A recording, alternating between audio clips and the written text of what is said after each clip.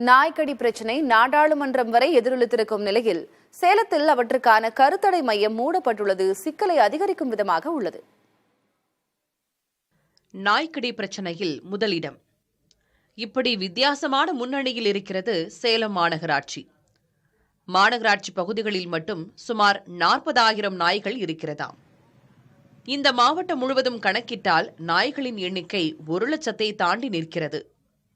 நாள்தோறும் 10 நபர்கள் நாய்க்கடிக்கு ஆளாகின்றனர். தெருவில் சுற்றித் திரியும் நாய்களின் எண்ணிக்கையை கட்டுப்படுத்த வாயக்கால்பட்டறை பகுதியில் மாநகராட்சி கருத்தடை மையம் அமைந்திருக்கிறது. கருத்தடை செய்யப்படும் நாய்கள் உயிரிழப்பதாக எழுந்த புகாரில் கருத்தடை மையம் கடந்த 40 நாட்களாக மூடப்பட்டுள்ளது. 40 நாளா மூடி இருக்கு. இதனால என்ன பாதிப்பு ஏற்படுது அப்படின்னாக்கா, இனப்பெருக்கம் அதிகமாகிறதுக்கான சூழல் தான் உண்டு பண்ணியிருக்காங்க. இதனால நாய்கள் இப்ப அடிக்கடி நாய் கடிக்க நிறைய இருக்கு. இப்ப நான் வரும்போது கூட ஒருத்தர் போனை போட்டேன்னா நாய்கள் நிறைய இருக்குன்னா ஒன்னும் தொந்தரவு தாங்க முடியல, தயவுசெய்து அதை ஏதாவது பிடிக்க ஆள் அனுப்புறதுங்க, பிடிக்கிறது ஏதாவது பண்ணுங்க அப்படின்னு சொல்றாங்க. நாய்களின் எண்ணிக்கையை கட்டுப்படுத்துவதே நாய் தொல்லைக்கு தீர்வு காணும் முதல் நடவடிக்கையாக இருக்கிறது. ஆனால் கருத்தடை மையம் மூடப்பட்டிருப்பதால் நாய்களுக்கான கருத்தடை செய்வதில் சிக்கல் எழுந்திருக்கிறது. கடிக்கிற நாய், குலைக்கிற நாய் எல்லாமே வெறி நாய்னு நம்ம நினைக்கிறோம். அதனால அதை கல்லை தூக்கி எறியறது, அந்த மாதிரி நாய்களை துன்புறுத்துறது அதிகமாகுது.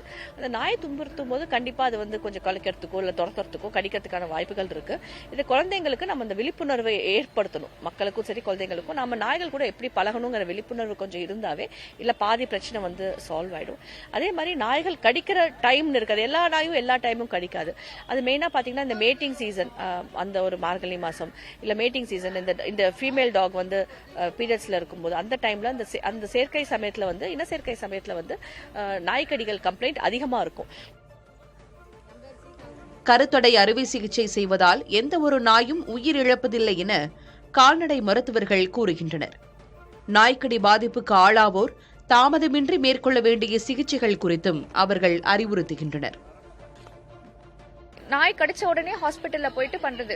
நாய் ஆனா உங்களுக்கு கடிச்சிருச்சு அப்படின்ற ஃபர்ஸ்ட் பட்சத்துல சோப் போட்டு அந்த ரன்னிங் வாட்டர் சொல்லுவோம், ரன்னிங் வாட்டர்ல டேப் வாட்டர்ல ஒரு 15 நிமிஷத்துக்கு கழுவிட்டே இருக்கணும். கழுவிட்டு உடனடியா பக்கத்துல இருக்க ஹாஸ்பிட்டல்ல போயிட்டு அதுக்கான தடுப்பூசியை எடுத்துக்கணும். மூடி கிடக்கும் நாய்கள் கருத்தடை மையத்தை திறப்பது நாய்களின் எண்ணிக்கையை கட்டுப்படுத்த சிறந்த தீர்வாகும் என்கின்றனர் தன்னார்வலர்கள்.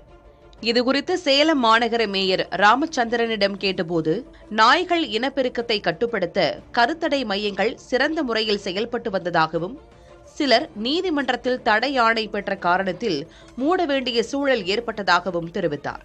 மாநகராட்சி நிர்வாகம் தரப்பில் நீதிமன்றத்தில் அறிக்கை தாக்கல் செய்யப்பட்டுள்ளதாகவும், கருத்தடை மையம் மீண்டும் செயல்படும் என்றும் மாநகர மேயர் ராமச்சந்திரன் தெரிவித்தார்.